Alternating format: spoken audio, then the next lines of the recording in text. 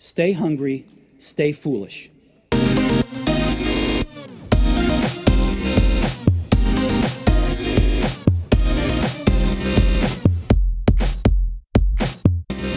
Inside each of us is a vision of how things could be, yet most remain frustrated by a lack of impact, unable to connect and inspire the people they care about most. Why? There's a language we understand but rarely use, a language that's sincere, powerful, compelling, a language of words and actions that can't be denied. Leadership language will help you peel back the ineffective business speak so you can change the conversation and change your results. Imagine what could happen when you replace frustration with an irresistible vision for yourself, for your team, for your organization. We welcome author of Leadership Language, Using Authentic Communication to Drive Results, Chris Westfall. Welcome to the show. Thank you so much. It's a pleasure to be here.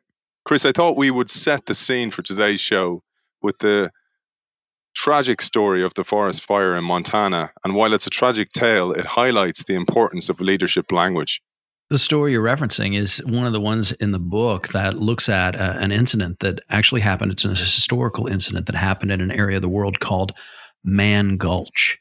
And it is, as you mentioned, it's a tragic story of 14 firefighters who were called in to put out a fire that they thought was no big deal in a remote area of the Helena National Forest, which is located in Montana here in the United States, a remote part of the world.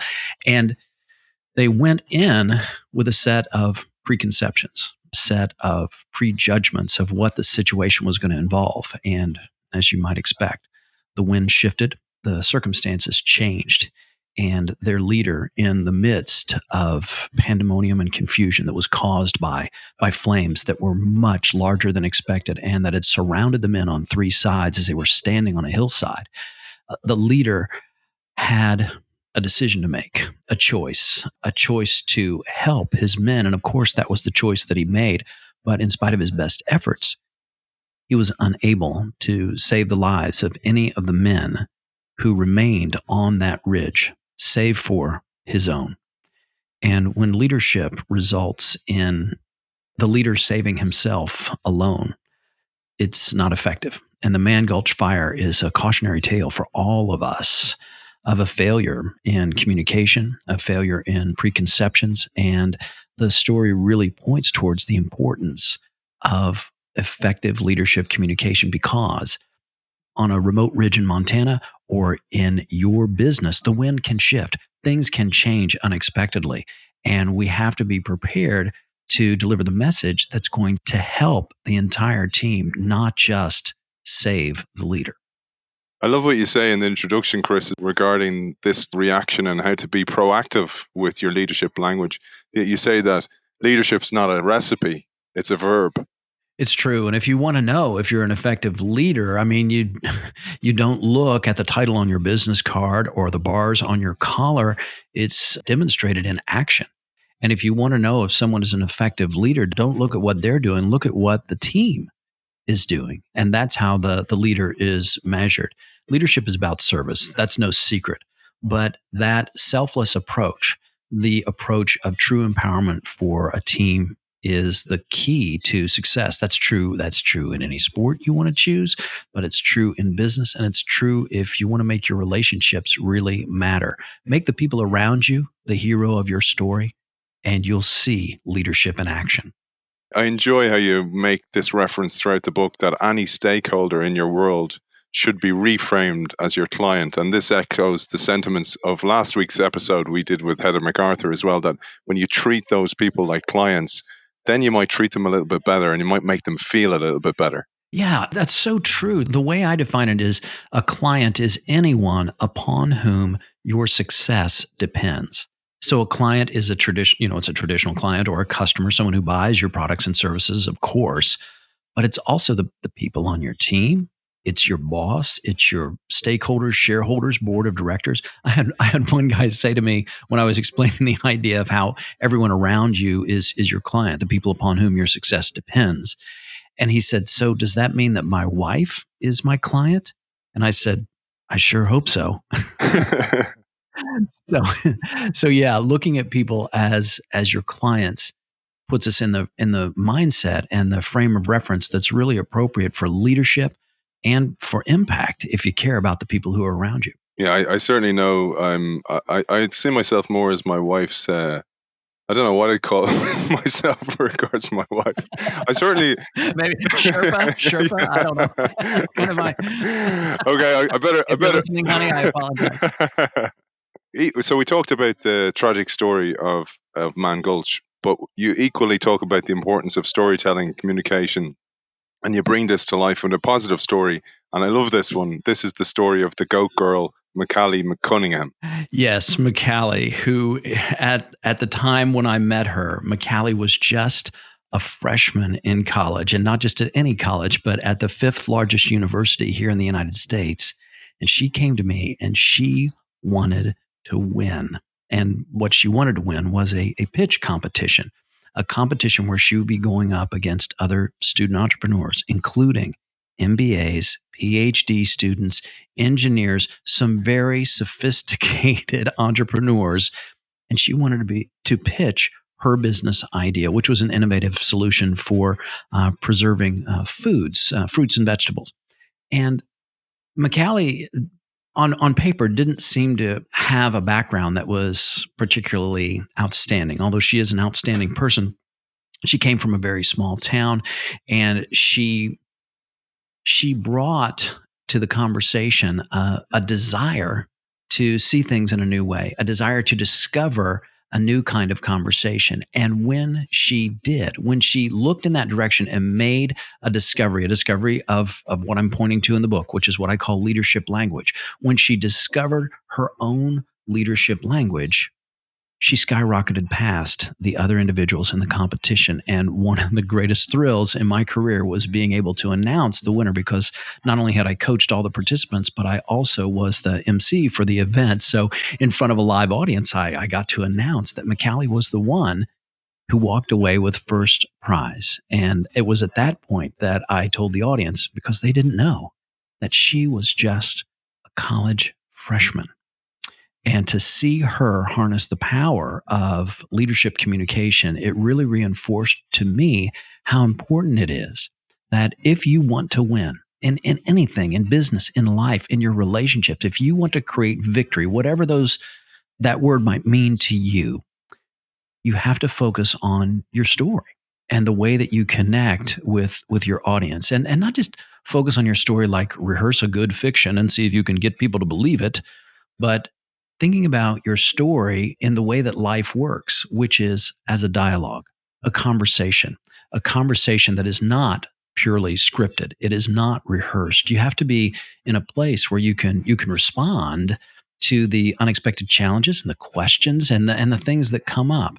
And that was what McCallie found, and she continued to find over the course of her time in college, and her skills in pitching her business idea led her all over the United States. She traveled all over the country because of the things that she learned and the things that we discovered together. So leadership language is about that discovery. If you're interested in making it, if you're interested in making a discovery that can lead you to stronger relationships, greater connection, greater engagement, and the ability to deal with the slings and arrows that life throws at you, the unexpected challenges that require you to go off script, that require you to improvise, because life is a bit of an improvisation. You talk about this element of credibility later on in the book, but I'm going to bring it forward to this part of the book because you talk later about the great example of the babysitter next door. I thought this was a great way for us to understand how credibility backed by the letters at the end of somebody's name versus the actual authenticity is a very big difference between those two things. Well, there's two questions that show up when it comes to credibility, because when we think about our own credibility, right? It means, are we believable? Are we trustworthy? And the first thing that shows up is, well, if I'm going to prove my credibility, I have to talk about my experience. I have to talk about what I've done in the past and what I've accomplished. But there's a stronger question, a second question that's more powerful than what is your experience? And that question is, can you help us? And if you can prove and create trust and belief in the experience that you can create for your clients, your past experience is important, but it's not the deciding factor. And the story that I tell in the book is about a young couple that wants to go out on a date, and they've got a 3-year-old baby at home, and they need to find a babysitter. And in the house next door, a woman has just moved in from another town, and she has a 20-year history of running a daycare. She's got advanced degrees in childhood education. She's got this pristine resume of being an excellent caregiver for children, and she's available to watch their toddler on this evening. And then across the street is a young girl. She's just 17 years old, and the couple has known her for most of her life. And she's babysat for the couple before, and she's also available to watch their child. So the question is, who do they choose? And the answer is obvious. They choose the young girl who lives across the street. And the answer to why would they choose her isn't because of her experience. It's because of trust. It's because of trust and the fact that they know her. And that trust is the real source of credibility. In other words, what this story points to is connection and relationship matters. Sure, it's important what you have on your resume, your CV. What you've done in the past is valuable. And I don't mean to diminish it, but relationships and connection are the keys to credibility. And the experience that you can create for your clients is the one that will get you paid and get you chosen for the job above others, even others who may be on paper more qualified for the role. You build on the thoughts of Peter Drucker here, and you say that leadership is about doing things right for the clients we serve. To extend that quote, leadership is about doing the right things. Management is about doing things right. And doing the right things for the people that we serve means looking in the direction of what's going to create the greatest impact for the people that you care about. That's the direction of leadership language.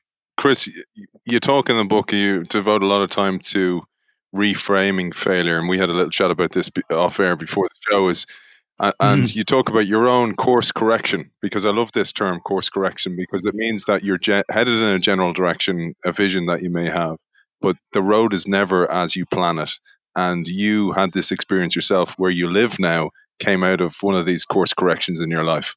It's true. I live in a place because of one of the greatest mistakes I made in my career. And Aidan, I thought my wife was going to divorce me because of what I went through.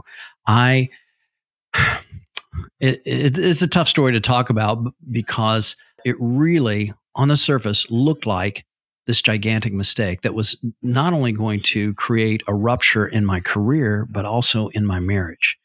I was working as a consultant for a company in Houston, Texas. And the CEO of the company, as part of our work, he sat me down and he said, "Chris, I think I'd like to hire you for a full-time position in the company." And I said, that's a mistake. You don't want to do that. I have a job. I'm speaking, writing, and consulting, and I love what I'm doing. And I work with companies like yours, and it's a perfect arrangement. I'm not interested in a full-time job. Also, I don't have a background in your industry. You're hiring me from my outside perspective. If I were an employee, it would lose its value. That's a mistake. And he said to me, "Well, how much would it take?" And I thought for a second, and I pulled out a napkin and I wrote down a number. And I said, "Well, how about this?" And he said, "Done. When can you start?" And everything changed. And all of a sudden, I found myself working remotely, traveling during the week, and working in Houston, Texas, a strange city to me, one that I had visited before, but certainly not my home. And it wasn't but about 94 days later, after I had started working for the company, that the CEO called me into his office and he said, "Chris, I've got some bad news. I'm afraid it's just not working out, and I'm going to have to let you go." And I thought, well, I understand. I mean, business deals, sometimes we go into a relationship and it just doesn't work out. And that's happened to me before. And I've also had people who, quite frankly, don't listen to their consultants. I told him it was a bad idea. But, but when he told me this information, it wasn't just about a business decision that impacted me, because I had moved my family 6 weeks before to Houston, Texas. And now I had a responsibility to let my wife know that our recent move was a mistake. And my wife, who is a wonderful woman, but very reluctant about moving, and it was incredibly difficult to get her to make the move, as you can imagine. I thought she was going to kill me. And so I drove around for 2 hours after I got the news. I drove around for 2 hours, which in Houston traffic means that I went about 4 miles. But that's sorry, that's a little aside there. For those of you that are listening in Houston, you know what I'm talking about. But I drove around for 2 hours just trying to get up the courage to come home and share with my wife what had happened. And I had to tell her that, um, the reason we had moved here didn't exist anymore. So I walked in, I gathered my courage, and my wife said, "Hi, what are you doing home in the middle of the day?" And I said, "Sit down, we need to talk." And I explained the situation as best I could, waiting and bracing for impact. And she looked at me, and the first words out of her mouth were, "Well, just don't ask me to move again." And I Brilliant. thought, I know. I thought, what? That's it? Where's the yelling? Where's the screaming? Where's everything that I imagined out on the freeway? And it was nowhere to be found. And I realized something as I quickly picked back up with my consulting, speaking, writing business and picked up right where I left off without missing a beat. I realized that what looked like a gigantic mistake, an error in judgment, an error in career trajectory, was actually one of the greatest decisions that I could have made. And I today live in Houston, Texas, and I'm proud to say that I do, because the city has given a lot to my wife, to my daughter, who's enrolled in a very prestigious school. She goes to the High School for Performing Arts here in Houston, which is a school that boasts alumni like Beyonce Knowles. And it is a fantastic opportunity in a fantastic city for us. So, from this situation that on the surface looked and felt like a horrible mistake, a mistake that was going to jeopardize my career as well as my marriage, none of that proved to be true. And if there's a moral to this story, Aidan, it's that the way that we imagine things and label things and characterize things in our minds are often so much worse than how they really are. And when we find the courage to have the conversation that we need to have, the answers might be very, very surprising indeed. It also highlights, and you talk about this in the book, the labels we give to events in our lives and the way we frame them, or the imagined limitations that we have in life, are so important. We need to be ultra vigilant of how we do that and what we say to ourselves and our self-talk and all these things. Absolutely true. And I've been doing a bunch of work with entrepreneurs. It just so happens that that's where I'm at this week. And so many entrepreneurs, when it comes time to ask for money for their business idea, because I provide a lot of coaching on how to pitch your ideas and how to attract investors and gain funding for your innovation. And for these entrepreneurs, and it's not just true for these entrepreneurs, it's true for this entrepreneur, it's true for me as well. When it comes to asking for money, we attach so many labels to whatever that figure might be, whether it's expressed in dollars, euros, or pounds. When we think of a large number, I mean, it's easy to fill in the blank with what a large number is, but is $50,000 a large number? Or what about 500,000 pounds? Is that a large number? Or how about 5 million pounds? The answer is none of those are large. They're just numbers. They're neither large nor small. I mean, if it's $50,000 for a pen, it's very expensive. But if you're buying a Mercedes, that's kind of a good starting place.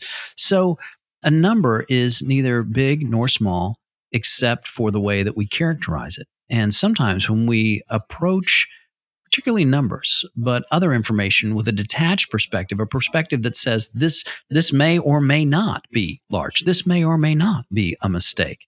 And we give people the opportunity to evaluate things without putting that color commentary that comes along so many times, that filter that we use that constantly labels the events and circumstances and people around us. But my question is, do those labels really serve you? And is the number something that's large or small or something that's attractive or something to reject? Or is it just a number?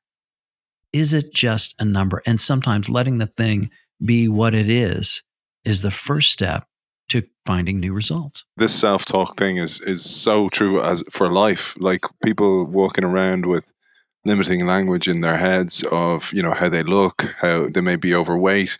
And when they go to the gym, they're not getting the results because they're still seeing themselves as the way they don't want to be. It's one of these things I really like to shine a light on with this show. Well, it's so important because we all have exactly what you're talking about. We all have a lot of thinking going on about our circumstances, about body images, about how often we work out, what we should or shouldn't be eating. I mean, I'm right there with you.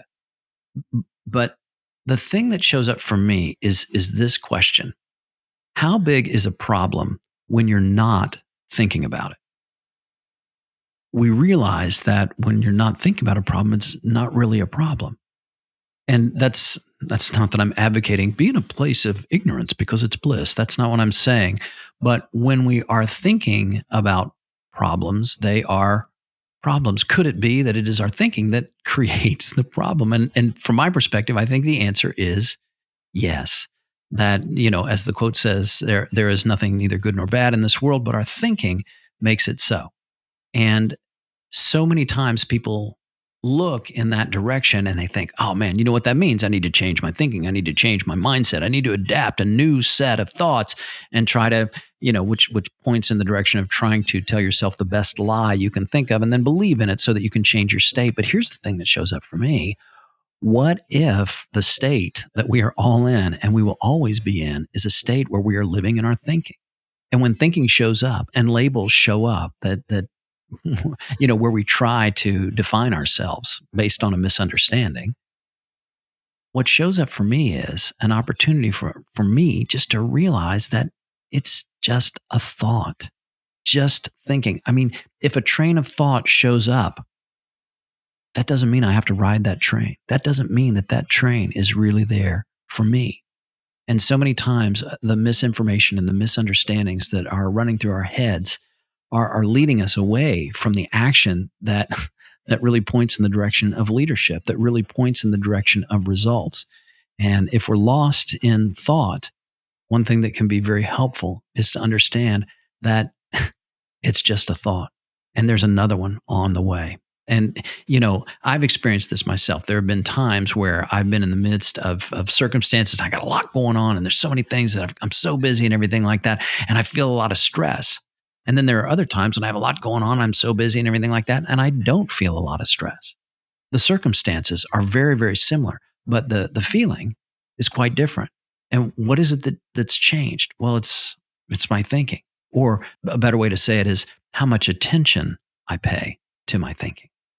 You talk here about looking to the past to imagine the future, which a lot of us look at our past and see it as a record of who we are instead of actually looking at the future as a map for where we can be. True. And the world is filled with millions of stories of people who are who they are, either because of their past or in spite of it. And people overcome their past circumstances every day. It's, again, if you want to know where your past influences your future, the answer is in your thinking. The only way we can access the past is when we think of it, when we call up the memories and we choose to characterize and label those historical events that are part of our memory, and we choose to label them a certain way. And that label creates our thinking, which leads to the way that we act. And my question is, just because you have thinking about your past, why does it have to determine your future? What happens if you get right here, right now? What happens if you look out of the windshield instead of looking in the rearview mirror? As the quote says, never look behind you unless you're planning on going that way. That's Thoreau, and that's what he said. It's wise advice. It's wise advice because I'll tell you what I got for Christmas when I was 9 years old, the only way that can have a bearing on this conversation is if I allow it to. It's here you talk about conquering change, and that we enjoy as humans, we enjoy a mix of the familiar and the novelty. And this is really important when it comes to leadership language and leadership storytelling. Absolutely. We'll here's a quick question for the listeners. You can kind of prove this theory that I put forward in the book.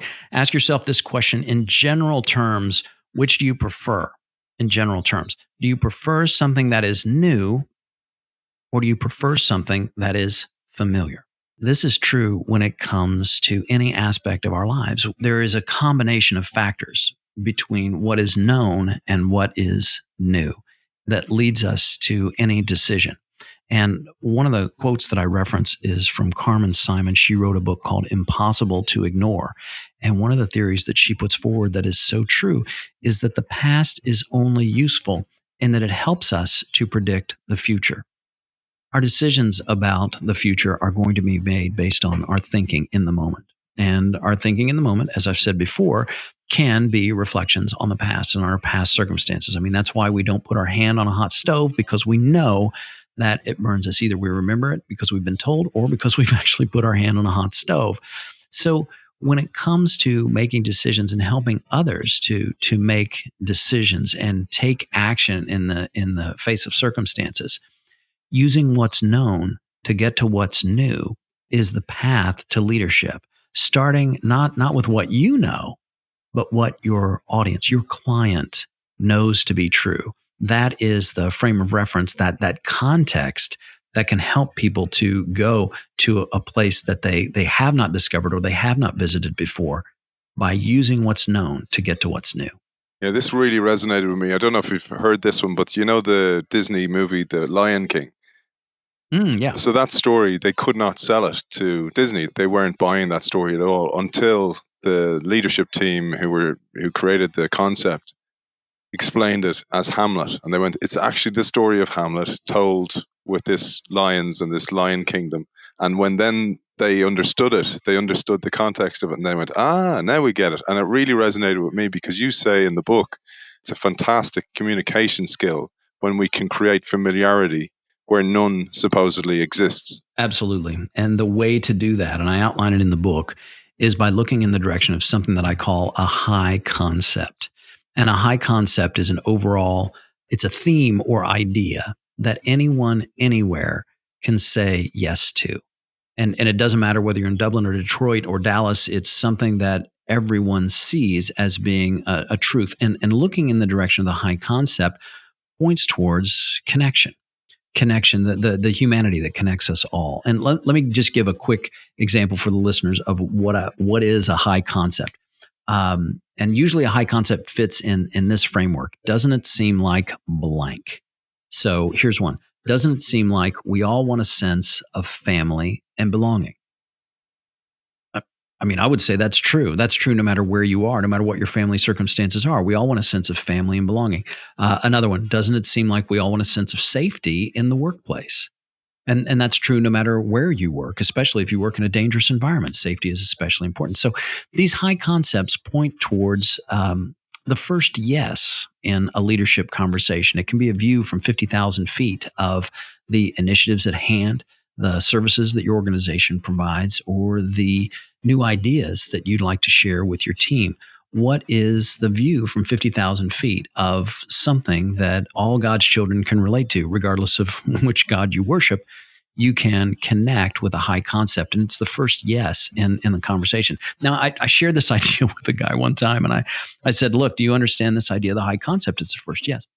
He says, I absolutely do. I want to share my high concept with you. I said, stand up, give me your high concept. What is it? He says, do you have kids? I'm like, no, it is not if then. It is not jump over the stick and I'll keep talking to you. It's about a yes. Don't provide an opt out. Create a high concept, create that first yes. I mean, if you wish to be persuasive in the leadership conversation, by the way, effective leadership conversations are persuasive. Look in the direction of the high concept, and it will point you towards the impact and the bigger picture that you want your clients to see. Here you mentioned as well, when you're talking about change, that instead of fighting for a past that no longer serves us, we must remember the words of the scientist Roger von Uck, and he says, always look for the second right answer. I love that concept. Me too. I think that's so important, because if we think, oh, I got this, and then the search stops and we get lost in congratulating ourselves or, taking a victory lap or, once you've come up with a good answer, my question is there a better one? And that's not just a question for you, but that's a question for your team. Is there a way to do it better? And that's what the quote really points to. Always look to the second right answer. Here you shift our focus in the book to the concept of the empty chair. Again, one I hadn't heard of that I absolutely loved in life, in every aspect. I started applying it myself when I read about it and started seeing that empty chair for people really important in my world. Well, the empty chair is a really powerful concept because it can give you the ability to read minds. And let me explain what I mean by that. And I'll share the story of the empty chair with the listeners so that they can use this as well if they choose to, because this has been a story and an element that has created transformation in businesses and in people's lives. And the empty chair is simply a metaphorical seat at the table for somebody who's not in the room, but who will be directly and personally impacted by the change that you propose, because all persuasive conversations are about change in some form or fashion. The empty chair is a seat at the table for the third grade student who's going to read the history textbook next year. And she's not in the room when the teachers and school administrators make a decision about that history textbook. And yet, she will be directly and personally impacted by the change that they propose, because that history book is the way that she's going to come to understand the world. The empty chair, it's a seat at the table for the patient who's going to go through the MRI machine, the sophisticated medical device for analysis of disease.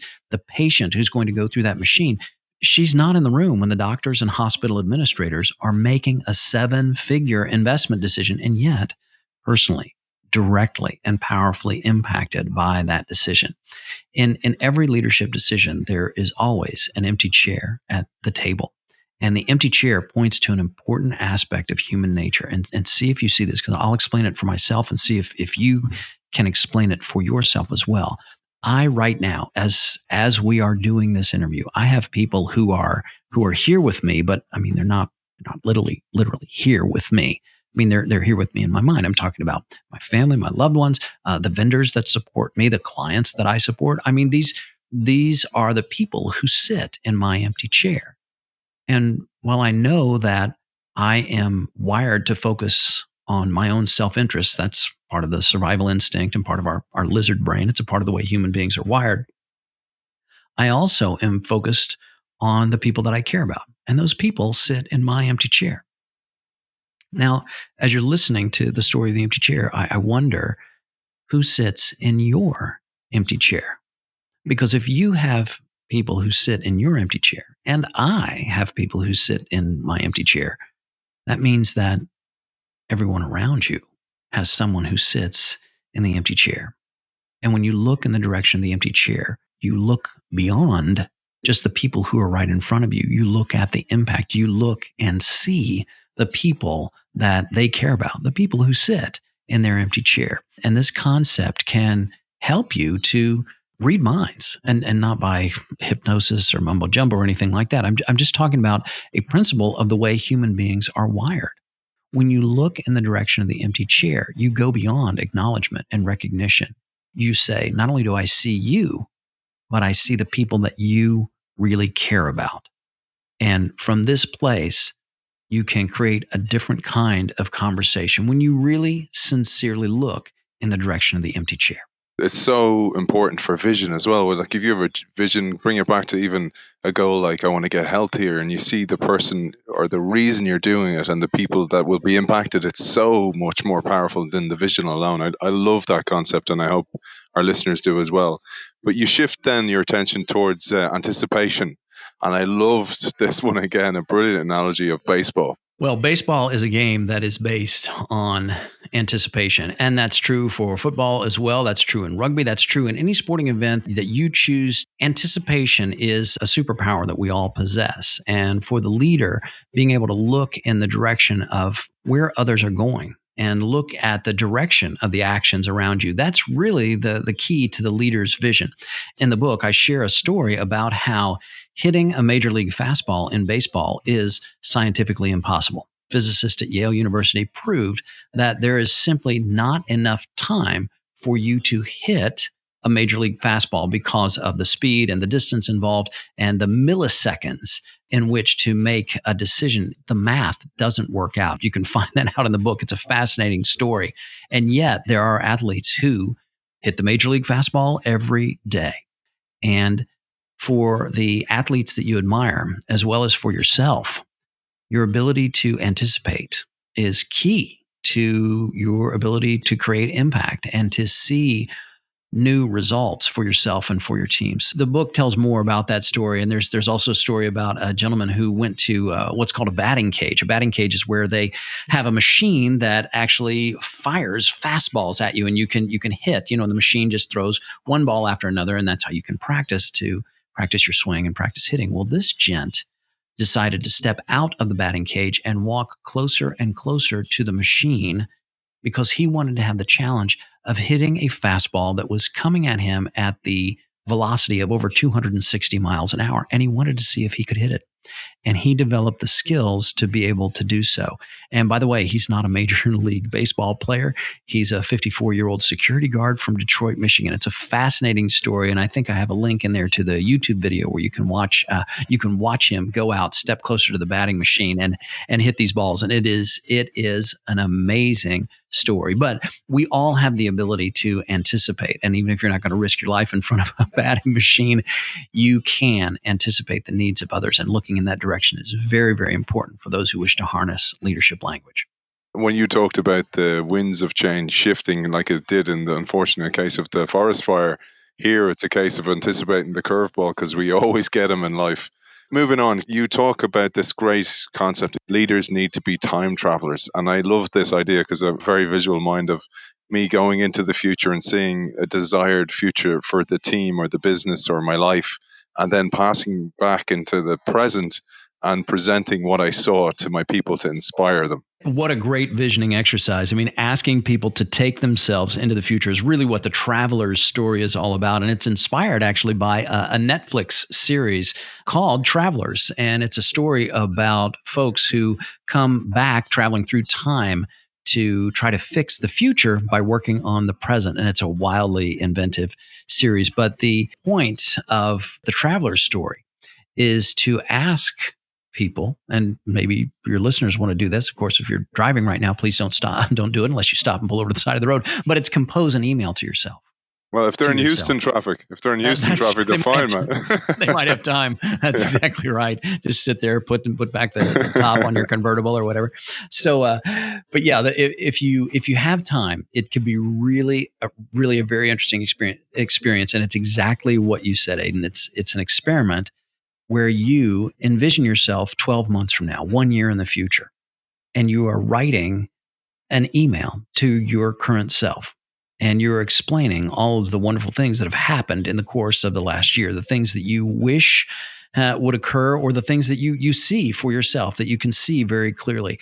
And when you send this traveler email, it can be very, very valuable to take a look at the things that you'd like to accomplish for yourself. And I guess that's the way that you've used it as well, right? It's kind of a visioning exercise for yourself and your team. Absolutely. And you talk about here that you may go forward in the future and you see the vision, but then you realize that I have a massive lack of knowledge here. But that's actually where the leadership journey begins. Sure. Because resourcefulness is one of the key components of leadership. And how can you find the resources that you need until you identify what it is that you don't have? So it's a very, very valuable exercise. And leaders have to be candid and frank and say if there is something lacking, to have the courage to look at your blind spots and not get lost in an ego journey where you fall in love with the smell of your own aftershave. You have to look. I mean, I'm just calling balls and strikes here, but you have to be willing to look at what's missing, and then have the courage to find the resources that you need, either to get the training, to find the coaching, to hire the people, or to acquire the skills to get you where you need to go. And here you emphasize the need for another part of communication, which is not just the storytelling, but the listening, and that there's 3 ways that we can listen.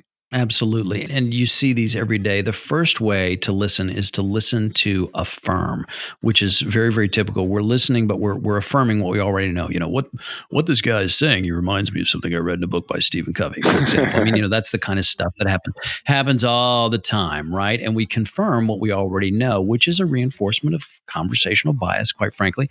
but it's very reassuring and it's nice. It's like, oh, I know what he's talking about. I'm very familiar with that, and we validate ourselves and our experience when we listen to affirm. But unfortunately, there's something missing in our listening if we're just confirming our past experiences. So the second way to listen is to listen to defend. And this is the way that attorneys and barristers and folks in the legal system listen. They are listening to take an angle, a defensive posture, if you will, on an idea so that they can defend their own ideology. And when you listen to defend, you close yourself off from new possibilities. You're really just waiting to talk and, quite frankly, waiting to attack as you listen to defend. So listening to defend happens because sometimes people say things that don't make sense and we need to defend ourselves. But when we do that, we close ourselves off from possibility. And for leaders who are interested in exploring those possibilities, there's a third way to listen, and that's to listen to discover. And listening to discover is hopefully the way that people come to this program, listening to discover new ideas. And in the workplace, so many times we get lost in this idea, oh, we've heard this all before. I know exactly what you're talking about. It confirms what I already know. But what about listening to discover what it is that you don't? What about listening to discover by dropping your guard and releasing yourself from the obligation to defend a particular point of view so that you can understand someone else's? That's the kind of discovery that's so important. And I'll just share this quick idea with you. And you tell me if you see this and if it's true. It's that none of us is as smart as all of us. Love that. And even if you are you with me on that? Absolutely. Love that, man. Yeah. I mean, even if you are the smartest guy in the room, whatever that means, if you are lost in your own ego journey, you're not going to be able to see your blind spot. You're not going to be receptive to the information you need to know. You're not going to gain access to the resources that you need because you're lost in your own thought and thinking. So shifting gears to a place of discovery can help you to see things in a new way and, quite frankly, to see new results. Yeah, and that concept ties together so many of the traits that are needed to be a leadership communicator. And you say here that the vision must include at least one of four main components in order to be effective. The leadership vision has to be on some level innovative. It has to be counterintuitive. It has to be surprising or unexpected. And you may say, Chris, all of those things, counterintuitive, that sounds like something that's going to be hard to access. No, it's something that is disarming. It is something that is a pattern interrupt. It's something that says you have not heard everything there is to say on this subject. There is something counterintuitive that you did not expect. There's something surprising. And the leader points people in the direction of change. And I'll tell you why this is so important, because as human beings, we are wired to crave consistency and recognize change. The stories that we love, the movies that we see, they're stories of a journey of change in some form or fashion. And that change is what we are drawn to. And it's true in the storytelling that takes place in the workplace as well. So when you look at what's unexpected or counterintuitive, it's a pattern interrupt if you do it correctly. And it's a place where you can help lead people to a new understanding about what change really means and helping them to know that change doesn't have to be something that is scary. In fact, as the saying goes, the only thing constant is change. Change is all around us. And changing to new results is never more than one thought away. This is why I love this new information, because it's the new information that feeds the new output. It's fantastic. There's an equation you suggest in the book, and I love this one, and I'd love if you elaborated a little for our listenership, is vision plus acceptance equals direction. That equation, vision plus acceptance equals direction, is a key to creating new initiatives. And I'll tell you why. Because it's not enough to just have a vision. You have to have acceptance. In fact, the leader's job is to gain that acceptance. So leaders look in the direction of receptivity. They use what's known to get to what's new. And when you have a vision, that's great. Congratulations. But when other people share and accept your vision, that's when you create direction. That's when your ideas turn into action. And ideas without action, they're just dreams. They're just visions. They're just hallucinations. But when you get other people enrolled, your ideas, your schemes can actually create the impossible. Yeah, and I'm going to bring this right back to what we talked about earlier about letting go of limiting mindsets and limiting thoughts. And you talk about the brilliant concept of unbranding ourselves and letting go of labels, past experiences, or mindsets that no longer serve us. Well, I learned about unbranding in a conversation with Murray Wilcox, and I talk about it in the book. And there's actually a link if you want to watch the actual interview that I conducted with Murray Wilcox. But Murray Wilcox is a 23-year-old South African extreme surfer, which means that he goes off the coast of Cape Town in search of waves that are over 15 feet high. And I know just from research that I did that even a 10-foot wave, if you get buried underneath it, a 10-foot wave can weigh as much as 400 tons and can crush a human being easily. So a 15-foot wave, a 20-foot wave, a 25-foot wave, that's what this guy is going out in search of. And I asked Murray Wilcox a really important question. I said, Murray, when you are at the top of a 25-foot wave, what's going through your mind? I mean, what's your mindset? What is your attack pattern? What exactly is it that you are thinking about? And he paused for a second when I asked him this question. And then he said, the answer is nothing.